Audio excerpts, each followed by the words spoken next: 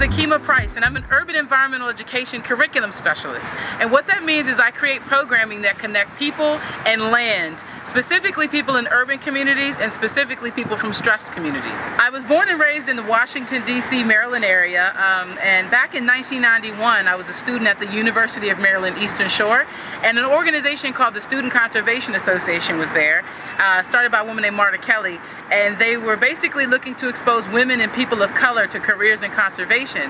And I wasn't necessarily interested in conservation at that point, but it was a job opportunity, and I wanted to go back to college, so I knew I was going to have to get a summer job. And unbeknown to me, it was part of what I was supposed to do. I went out to Lake Mead National Recreation Area as an intern, an SCA fellow, and as a part of that experience I really got some perspective on the difference between urban, rural, and suburban neighborhoods. And even more than that, I got very familiar with the desert region, desert biome. And so coming back to an urban setting, I really appreciated trees, I appreciated water. I just had a whole new appreciation for nature in urban spaces.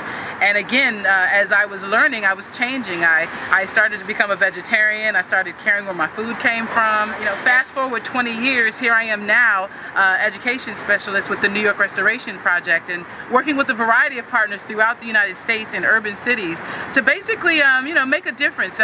Get folks that are out there talking about environmental issues connected with other folks that are talking about environmental issues, and start creating some opportunity through curriculums, through experiences, through programs, through trainings. Basically, you know, whatever it takes to connect people to the importance of knowing where your food, water, and shelter come from. In 2010, I created a program called What's Good in My Hood for the New York Restoration Project, funded by Target. And the need for What's Good in My Hood really came out of, you know, seeing we had successful programs in our park, but there wasn't really anything to connect that nature to the nature in their neighborhoods, and or give them those same, use those same observation skills and use their senses in their neighborhood to conclude, you know, what are the living and non-living things that make up their surroundings. A lot of times environmental education is thought to just be about trees and grass, and in urban communities I think it's just as important to talk about the trash and how that trash came, where it came from and where it's going. Where's your water come from? Where's your water going? Where's your food coming from? You know, a lot of urban and stressed communities specifically, you know, we take for granted we have access to healthy food. Some people don't. And without people even recognizing that they want or need healthy food, they're not going to begin to make the steps to getting healthy food in their neighborhoods.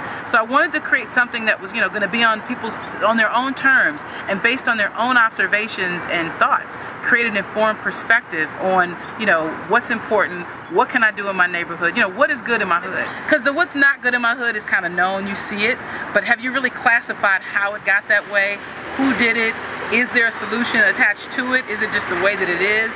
Why is it that way? So this program is a 5-unit program that helps you go out into your neighborhood. First, you establish what are the living and non-living things in my neighborhood. You're listing everything from gum wrappers to dog stuff, trees, pizza parlors, whatever it is in your neighborhood, and you classify it as living, non-living, human-made, or natural.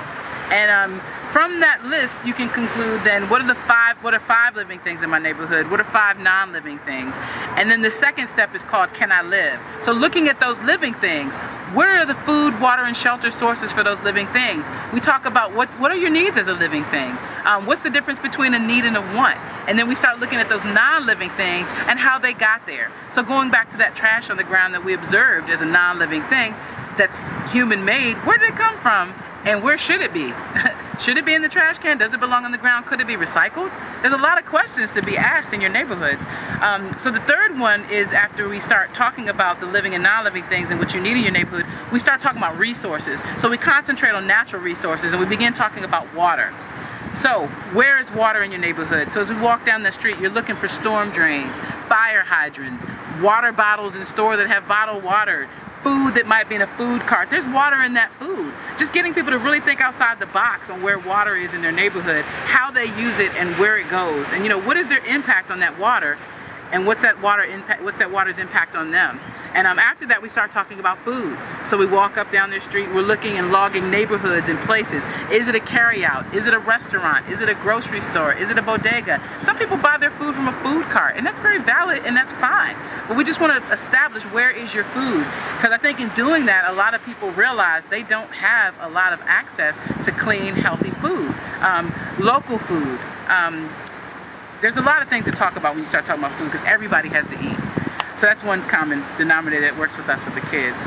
And so Unit 5 sort of summarizes what we've done. It starts to ask you, it's called Don't Shout, Speak Out, but you're asking yourself, okay, all the stuff I've realized, what's good in my hood? Is it the living things? Is it the non-living things? Is it the water? Is it the food? And then what's not so good? Again, is it the non-living things? Is it the living things? Is it the type of water? Is it the lack of food? And you actually from that point conclude, like, what can I do about it? Is it a local issue? Is it a state issue? Is it a national issue? Is it a community issue? Is it something I need to call my council member for? Who is my council member? What is their name? What is their phone number? Who is my mayor? Who's my state assembly representative? Gather all this information so once you have this informed perspective, you actually can create a plan of execution, a plan of action to who to go to and talk to. And it also talks about how to make a persuasive case for an issue, because a lot of times you might have an idea and you may not know how to bring that idea, in a form perspective to a group of people to get them on your side, and or to give you help in moving that forward, especially the people that live in your neighborhood. So this program is really about community environmental education and empowering people to, on their own terms, make an informed decision or informed case of action for something to make your community better.